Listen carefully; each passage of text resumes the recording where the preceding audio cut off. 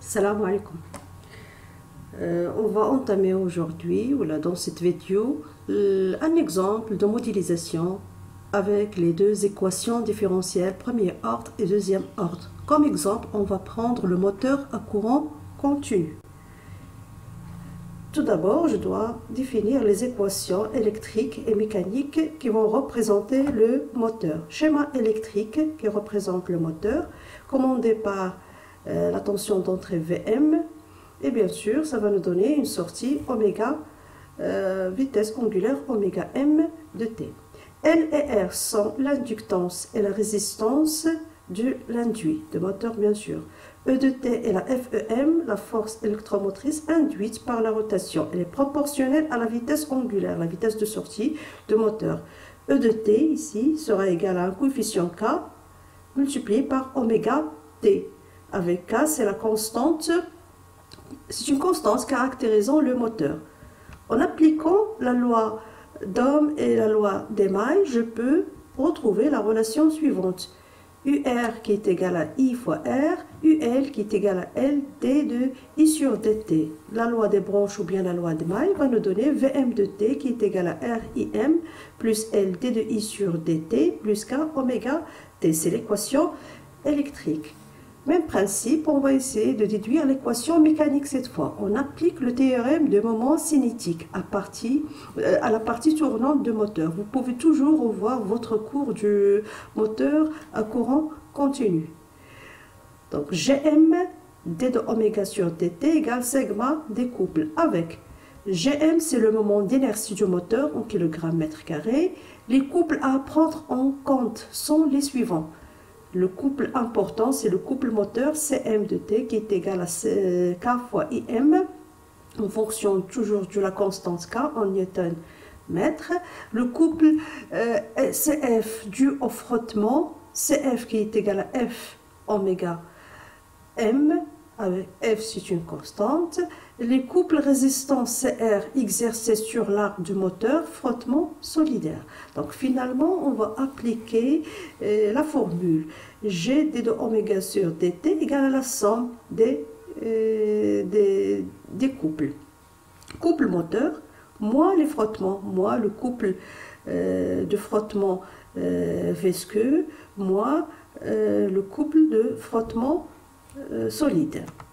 Voilà, les deux relations maintenant, la relation électrique et la relation mécanique qui vont représenter ou bien modéliser le moteur à courant continu. Bon, lorsqu'on va négliger l'inductance L, on va éliminer ce terme dans l'équation électrique. Et lorsqu'on va négliger les frottements, on va négliger ces deux termes.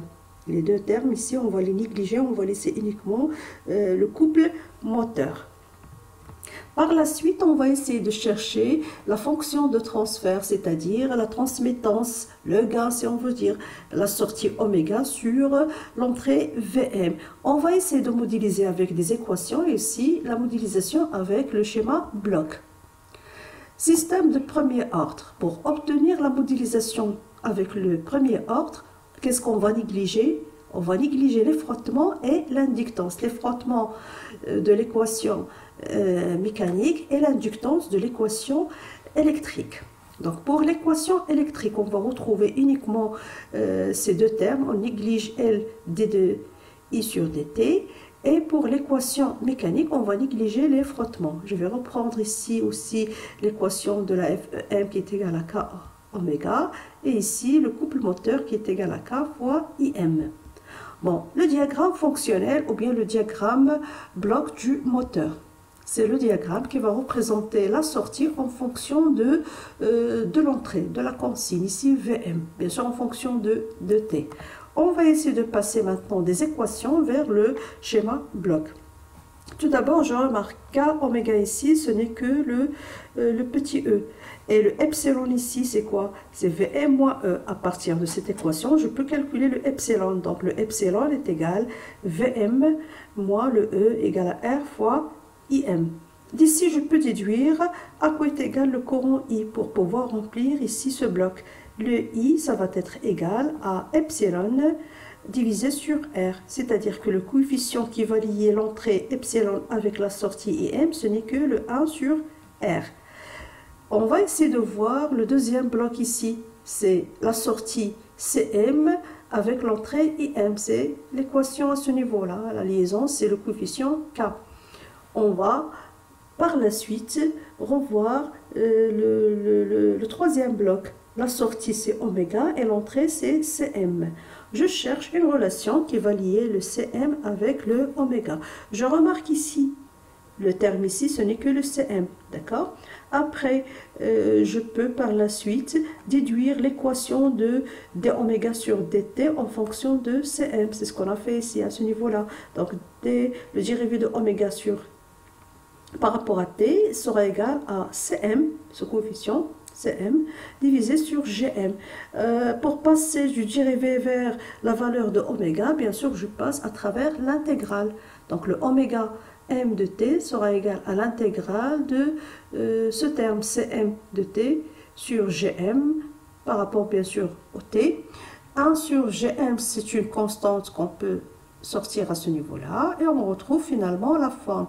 Normalement, on peut utiliser le transformé de Laplace, mais vu que vous n'avez pas encore étudié le transformé de Laplace en mathématiques, on va se contenter de représenter le système en utilisant les équations différentielles en fonction de temps.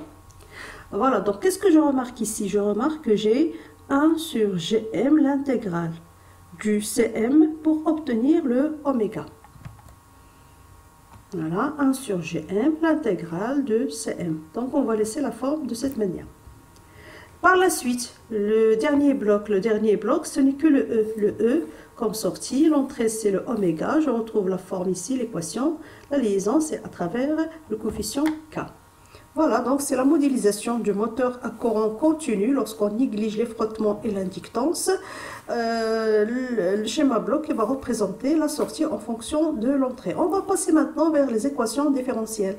On va essayer de trouver une relation qui va lier la sortie en fonction de l'entrée uniquement. Et bien sûr en utilisant les éléments de montage, les Gm, les résistances, la résistance R, la constante K, etc.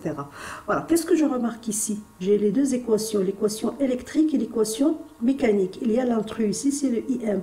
Donc à partir de cette équation, on va calculer le IM et je le remplace dans la première équation. Voilà, donc je vais calculer le IM à partir de la deuxième équation. IM sera égal à Gm sur K d de oméga sur dt. Je remplace à ce niveau-là. Qu'est-ce qu'on va obtenir?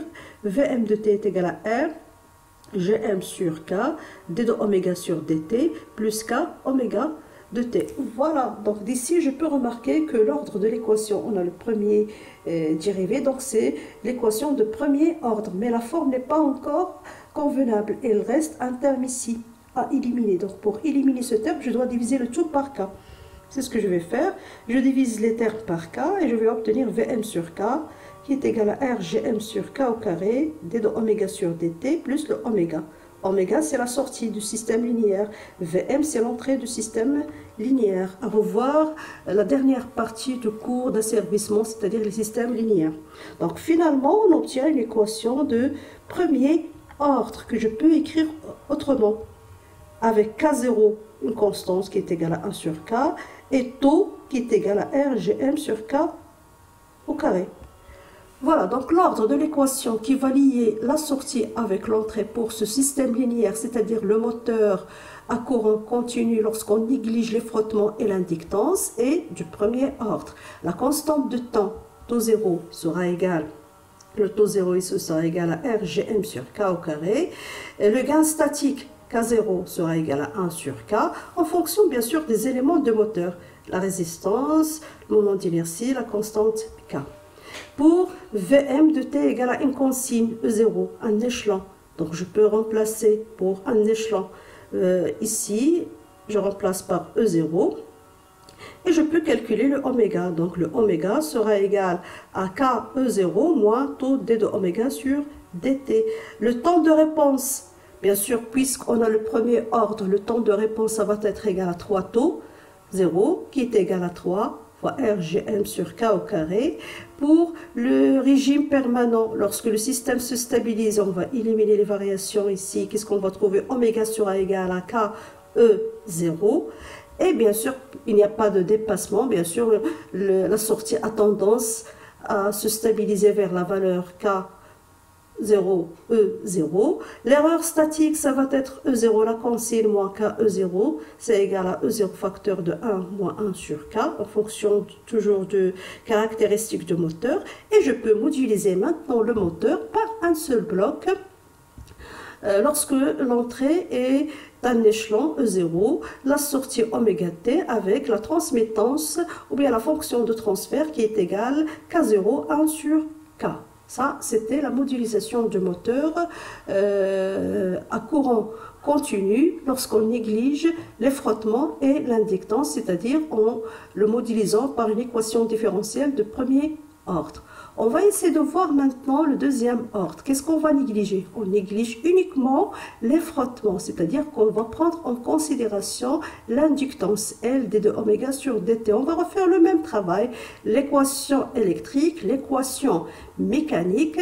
Je vais essayer de trouver une liaison ou bien une équation différentielle qui va lier la sortie oméga avec l'entrée Vm. Bien sûr, l'intrus ici, c'est le Im que je vais calculer à ce niveau-là par l'équation mécanique et je le remplace à l'équation électrique. Et on retrouve ici, on a ici le dérivé de Im alors que le Im il est en fonction du dérivé de oméga. Donc le dérivé par le dérivé, ça va donner le dérivé seconde. Donc l'équation finale qu'on va trouver, R Gm sur K d de oméga t, lorsqu'on a remplacé le Im ici, plus L Gm sur K, le dérivé seconde de oméga, puisqu'on va remplacer le Im ici par cette valeur, plus le K oméga m.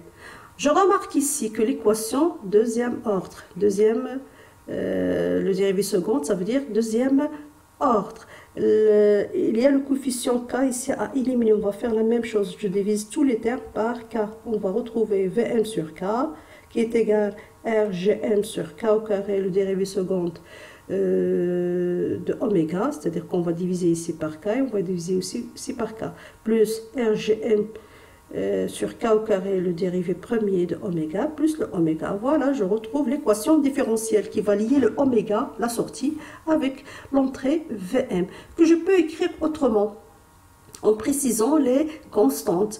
Donc, K0, 1 sur K, Vm de t, ça va être le K0, égale, le terme ici va représenter oméga 1 sur oméga 0 au carré, le dérivé seconde de oméga, plus ce terme qui va représenter 2z0 sur oméga 0 avec le dérivé premier, plus le oméga. Donc finalement, on retrouve la forme de l'équation différentielle de deuxième ordre avec ces constantes.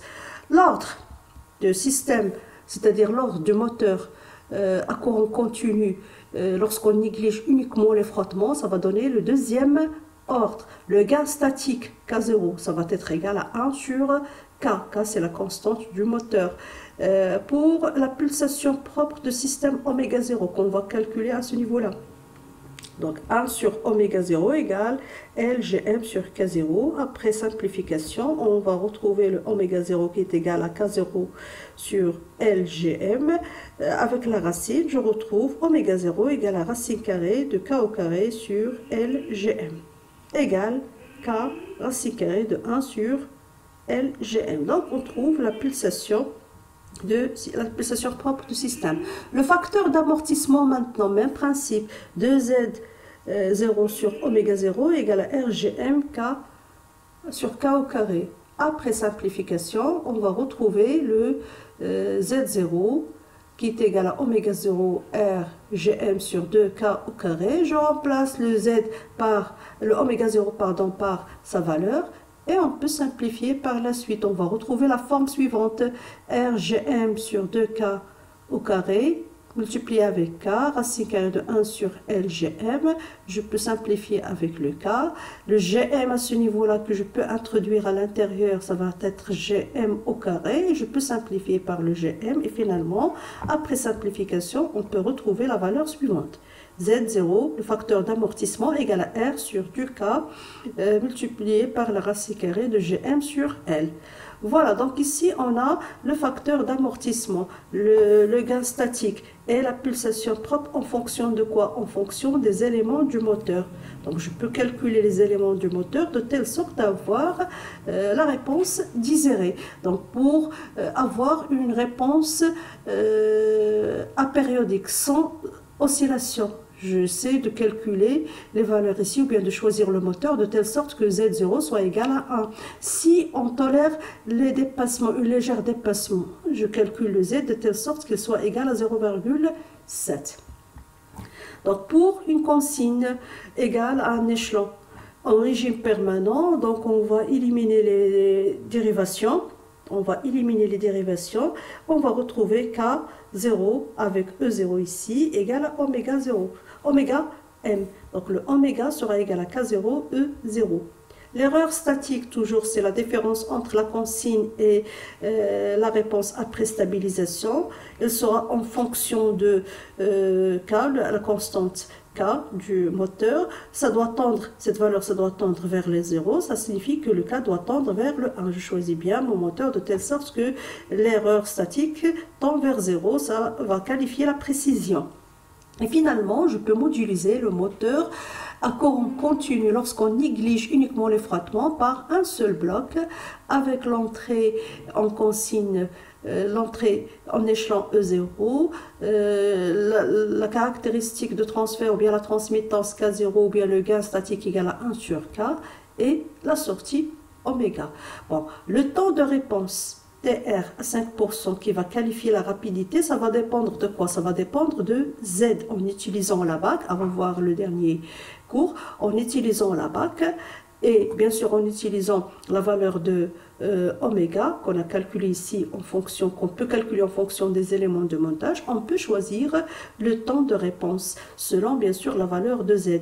Et bien sûr pour le temps de réponse le plus rapide, c'est lorsque Z égale à 0,7 en régime oscillatoire et lorsque Z égale à 1 en régime apériodique. Voilà, c'est terminé pour l'exemple de modélisation de moteur. Et le prochain cours, on va essayer d'utiliser maintenant ce moteur dans une application. Et bien sûr, on va le modéliser, on va essayer de voir l'évolution de cette application en utilisant les deux modélisations du moteur, par premier ordre et par le deuxième ordre. Et toujours, vous allez trouver joint le fichier PDF de cette vidéo. Bonne chance. Salam alaikum.